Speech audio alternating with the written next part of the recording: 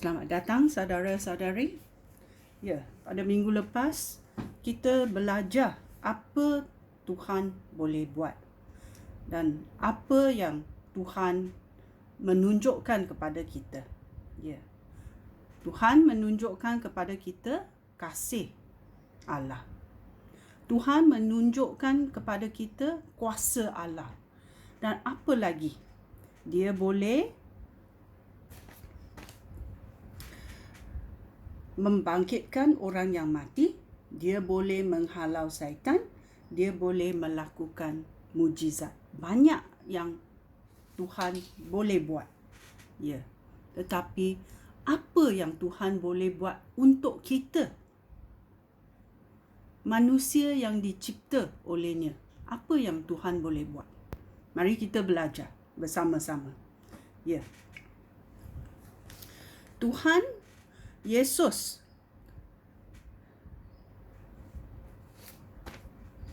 berbagi penderitaan kita dalam hidupnya.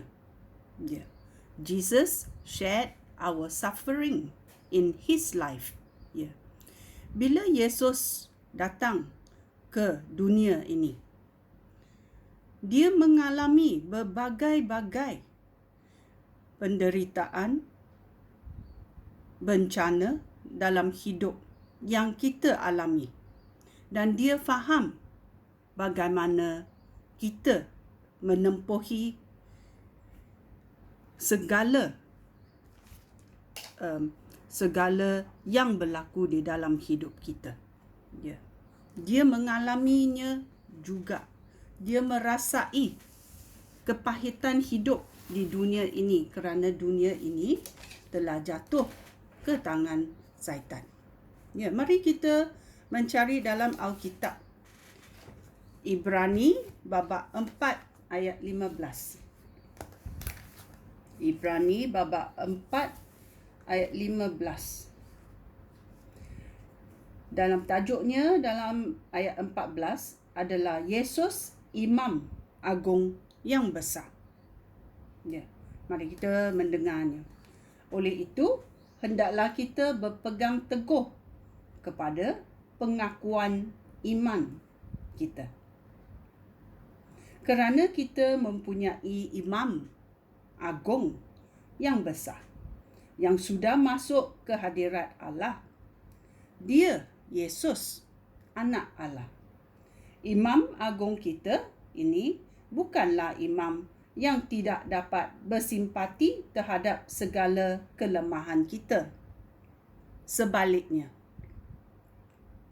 kita mempunyai imam agung yang pernah dicobai dalam segala hal seperti kita sendiri. Tetapi dia tidak berbuat dosa. Ya, Tuhan tidak berbuat dosa. Kerana bukan dalam DNA dia. Dia tidak boleh berbuat dosa. Tetapi dia pernah dicobai dalam segala hal seperti kita sendiri. Tetapi dia tidak berdosa. Ya. Kita tahu Tuhan tak boleh berdosa. Ya. Mari kita juga meneliti Matius babak 8. Matius. Kita cari dalam Alkitab. Matius babak 8. Ayat 17. Yesus menyembuh banyak orang. Kita mendengar dari ayat 14. Yesus pergi ke rumah Petrus. Di situ, dia melihat ibu mentua Petrus sedang berbaring di tempat tidur kerana demam. Yesus menjamah tangannya. Lalu, demamnya hilang dengan serta-merta.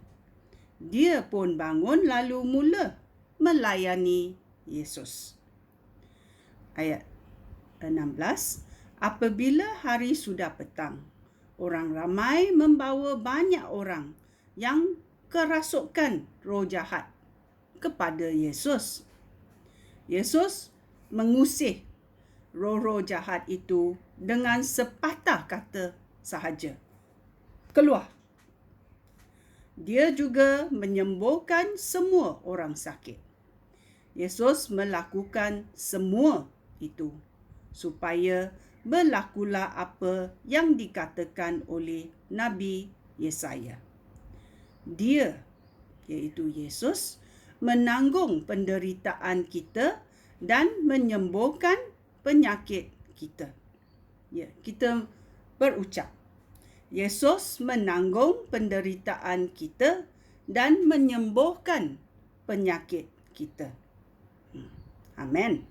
Ya, kita mesti tahu dan ayat Tuhan supaya kita selidiki ayat dan merenungnya supaya ia menjadi darah daging kita.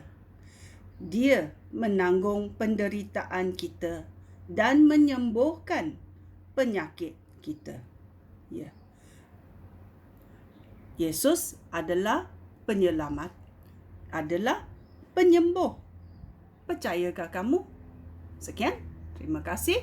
Shalom.